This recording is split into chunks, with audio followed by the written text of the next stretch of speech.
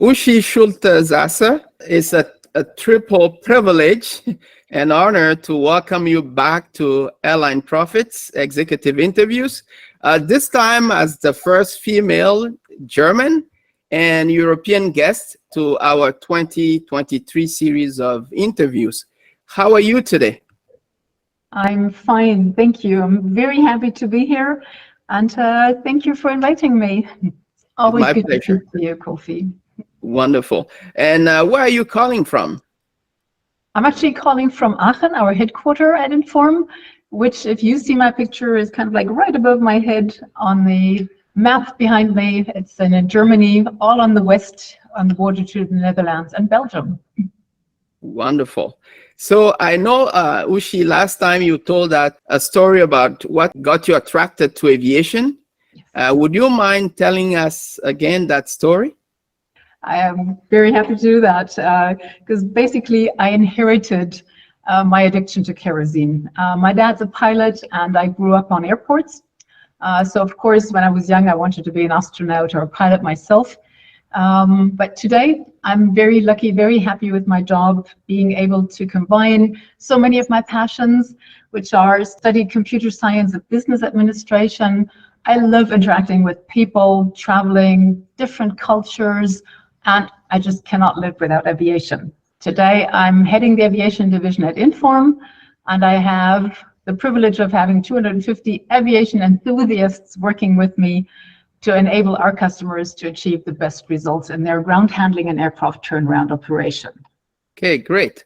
Now, would you mind defining the word Inform, because that's the name of your company? I think it's an acronym, so would you mind defining that for us? It is an acronym because Inform was founded out of the Technical University in Aachen, which is an excellence university, and Inform stands for Institute for Operations, Research and Management. So operations is part of our genes, and it's where we come from. So the whole OR, operations research, artificial intelligence, optimization is basically what is ingrained in all of us and what we strive for to give to our customers. Okay. Now that you just touched on artificial intelligence, AI, why do you think that AI and machine learning are essential to the aviation industry? I think in general, currently, like the times are so exciting because technology and digitization improved so much in the last 3 years. And it's still constantly improving, and there are so many opportunities that we now have that we were longing for in the early days and that are now possible. And artificial intelligence, for example, has the potential to really revolutionize every aspect of air travel. We can enhance the efficiency, we can create new insights in ways that we never imagined. So we can make air travel and the whole ground handling so much smarter than in the old days. Maybe the other side of artificial intelligence, because I think that's something that you always have to consider, is that people are concerned about artificial intelligence, and we just need to address those concerns. It's nothing that you can just wave away. So it raises concerns on the reliability and the safety of the uses of AI for specific cases, the impact on society, on the business, on the work life of the people. Will my job still exist if all this AI comes up? And at Inform, we believe that only a really transparent way of working with AI and a human-centered approach can provide the basis for trustworthy AI to be adopted and accepted by people, because you need to work with that. And we even went as far as setting up our own Inform responsible AI guidelines as kind of a self-commitment.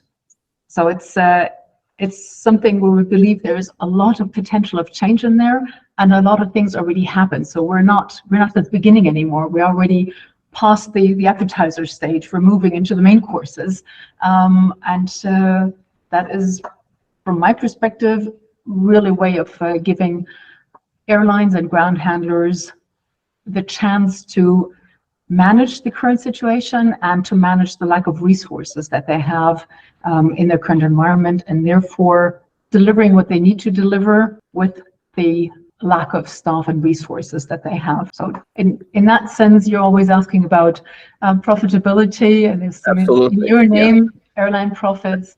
So Yeah. we think it does help ground handling to be more profitable. Okay, very good. Thank you.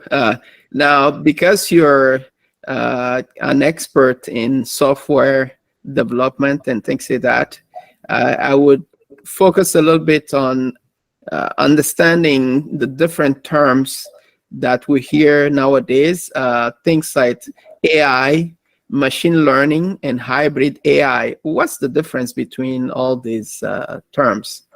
Yeah. Hybrid AI is a term that we like to use at Inform, and I'll come to that a bit later. But like in the aviation industry, I think we're blessed with data. We're almost blessed and cursed with data because there is so much data available to all of us. Sometimes it seems like far too much data. On the other hand, we have holes and gaps of information or data that we don't know. And machine learning techniques can predict such missing data, like expected passenger volumes or load data, cargo and baggage, other variables that are unknown or very difficult to predict with accuracy, so that you have to kind of learn from the past and predict into the future based on all the different terms that you have.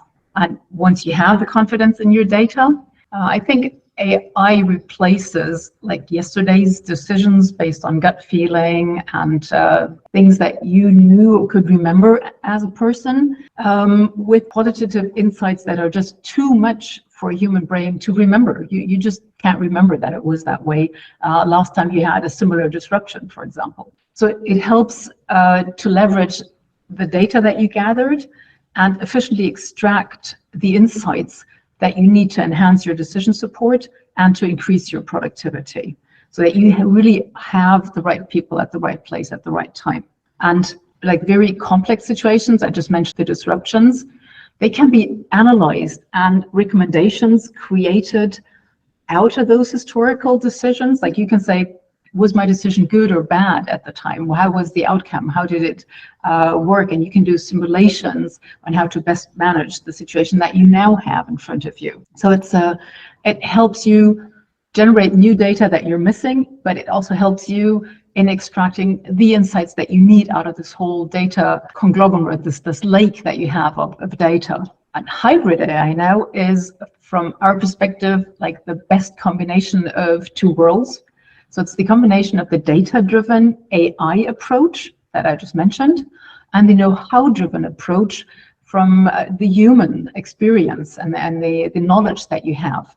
So they usually say operations research and mathematical optimization is more the human based approach, because it's based on experience from the people and what they tell you. But on the AI side, you have all the data-driven sets that you have, and the combination of those two components, we always like have a picture of the brain with two sides. Mm-hmm. That's what we call hybrid AI. Okay. And we've always been the leader in operations research and mathematics, as I said, from our core, and coupling that with the now new AI capabilities that we have just makes our tool even more powerful. So it's a very good setup, and it gives very good results. Thank you very much for that explanation. Now, I know that while browsing through your website, that GroundStar is one of the initiatives that you have at Inform, aside from software development and AI. Would you talk about GroundStar and how that could potentially benefit the airlines in terms of operations efficiency and ultimately profitability? So in general, what we did and how GroundStar evolved is we have a strategy like that we set up and revise it again, and we keep looking into it. Does it still make sense or not? And it's a strategy that takes us towards SaaS, so software as a service, while at the same time largely increasing our capabilities with AI and machine learning and optimization, and of course, the whole area of IT security is also an aspect that we're looking into. So it's the whole setup is geared much more than before towards global players, so that if you're an airline or a ground handler working worldwide, there are a lot of new features that came to that. Same as we moved into enhancing the capabilities and the footprint that we have on very small stations. So you don't want a lot of effort to go into small stations, but you still want their data and their performance and their KPIs and everything. So it makes sense to have them in the overall GroundStar network. And one topic that we discussed in the beginning is the whole GroundStar Academy e-learning side of things as well, where that also enables customers of ours to have a more standardized way of working and to be able to train that across all of their people through our academy, where they could potentially add their own way of working, how they want to do it. They can use this whole multi-station setup, this whole network setup, to actually have similar engagement standards across their whole network, so that you always know you're working with this ground handler, you always get these standards, which helps them a lot to also define their value proposition towards their customers. And I just mentioned the e-learning piece. I think one thing that we're experiencing there, to put the bridge to the AI piece again, is the whole large language models, where we're working on chatbots, so that you're working with the system, you forgot how something works, why not ask? And just type in your question, and the system will then either give you the answer directly or bring you to the sequence, for example, in the e-learning setup, where you could watch the video or walk through the description again on how things work. And it also enables the whole training. Training usually is difficult on airports because it's when you want to train, and you need to train people that work in 3 shifts. So you always have to set up, when do they come to work, when do they do this, when do they do that. If you move into the whole e-learning side, that becomes a lot more flexible on when do you want to train, and you could theoretically even let your people do kind of home office and let them train from home, so they could access the system and not have to come to the airport, sit in a classroom session, which you would then have to align with their whole shift times. So there's a lot of opportunity in there to actually access data on knowledge about the system in there. So that's the whole academy side of things. But GroundStar itself evolved a lot now in the last days. It's regarding the footprint, regarding the services that we offer as a service. We already offer our planning tool as a service. You don't even have to install it. You can just kind of send us your data. We do the whole planning for you, and then we send you the results back. So the whole as a service piece is becoming larger and larger, because it enables our customers to focus on their core competencies and on their core work. I see. Very good. Now, still on the GroundStar, why would someone prefer to use the GroundStar machine learning service, and what does that include? Okay, so the machine learning service from us is actually a service that all of our tools, like the planning tool or the real-time beyond the day allocation tool, can trigger. And it's directly integrated into our GroundStar landscape. It encapsulates, for example, the data processing, the model generation, the monitoring, continuous learning, and we host the model in the cloud, so that the whole system just comes as a package, and you have totally different use cases where you can use it. I just mentioned the example with the appetizer and the main course. So appetizer for us is things like you would use the whole data processing, model generation, monitoring, and everything on low data, for example, so that you have passenger figures, baggage figures, things that you want to predict.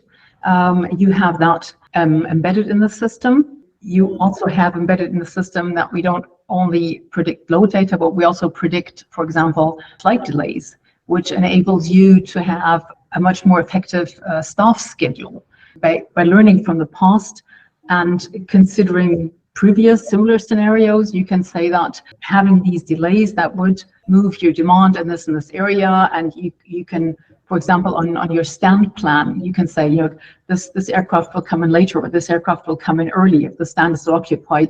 You don't always need to replan everything. So you can work with a lot fewer conflicts on your day because of your better predictions. And I just said that you can have the model integrated into the system. You still have to look at how do you want to use that model and how do you want to use the data.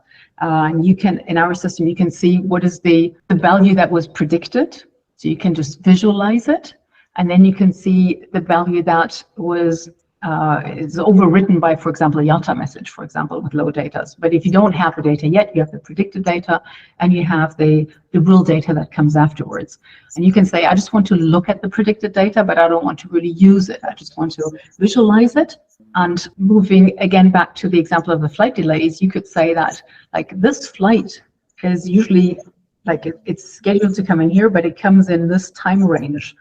Most of the people in aviation use Flight Radar 24 to see, is my flight usually on time or not? Yes. And they also have that. They say usually this flight comes in late or early, so and so much late, so and so much early. So you can have a range, and you can just visualize that range in the system and say, okay, I just want to see it so I can see how good is my plan. And then the next step could be, okay, I actually manually want to trigger using it. So the first step, just visualizing it. Next step, okay, I'm fine with that, use it. And then the last step would kind of be, it's like, okay, I trust the system. The results are really, really good and they help me a lot. Just go ahead and automatically use your predicted data, and then I don't have to review it. I can still review it, but I don't have to anymore because the system would work on the predictions. And with flight delays, as soon as you get the real ETA, which is calculated or 10 minutes out or whatever, that is overwritten, so that you always have the best time available. I see. Okay, thank you very much for that. Now, Uschi, you know that sustainability is a hot topic in general, but specifically in the aviation industry nowadays. So how would you tie your initiatives, especially the ground salt machine learning, to that? What would be the contribution towards sustainability? I think there are several use cases, and I really like the ones that gear towards sustainability. And there are use cases that we're basically also benefiting from in the ground handling that simply prevent waste. So one of our airline customers, they're doing a lot of research on what did people eat on the aircraft? What was the preferred meal? Which meal didn't they want? How many sandwiches were eaten? Did people take the chocolate? Did they not take the chocolate? So that you know what you're loading onto the aircraft, and so that is, of course, managing load of the aircraft. But it's also less waste, because if you flew a sandwich back and forth, you have to throw it away. You can't really use it on the next flight. So it's reducing waste, which is good, and it's reducing it in ground handling, that you don't have to transport things backwards and forwards that you don't need to transport. One example. Another example is, of course, that if you know how the traffic on the airport flows, so you have a traffic network. Our system has a traffic network in the system, and usually would say, like, this is the shortest route. But like every navigation system that you have in your car, of course you have traffic jams, and then you can say, okay, this would be the fastest route, this would be the shortest route, this is the best route. So you can actually take decisions based on when do you need to be at your location, so which route would you take to reach that in the least fuel consumption way, so that you're actually saving fuel there and therefore saving CO2 exhaust. That is one example. Another, if you can predict when exactly the aircraft is arriving, you wouldn't have burning fuel waiting for an aircraft. You don't have in the stand plan aircrafts waiting for their stand or their gate to be free, so they don't have to be idling and again burning kerosene. So there's sustainability, because sustainability is not only preventing waste or preventing CO2, it's actually also sustainable to have a good shift schedule for people, so that they know if they're working or not. And how often do you just, like, your plans change, you have to have ad hoc overtime for people. And sometimes people have plans after they work. I mean, some people enjoy overtime, but most people usually don't. They want their plan to work. They have plans afterwards. They need to pick up their kids. They have a course they want to go to or something. And you can actually predict the shift times a lot better, so that the shift plan is more workable for the people and covering the demand at the same time. So it's good for the people as well. So it's such a broad field of things, and the customers of ours are having hackathons and like meetings where they're getting together, they're inviting people to say, what do you have as new ideas for use cases for how can we use AI as an airline to make the world a better place. And we have that as Inform on a small scale, but on airlines they have it on a very large scale, and I love that. It's very innovative and a very good way into the future. Absolutely. And the use cases you just given in example clearly tied directly to profitability, because if airlines can save costs or reduce costs by applying some of the ideas there, definitely it would save them some money, and then it will contribute to the bottom line. Very good. Now, Uschi, if someone listening were interested in knowing more about Inform and your solutions, would there be a best way to reach you, like your company website? Our company website is www.inform-software.com. Okay. So that's when we're on.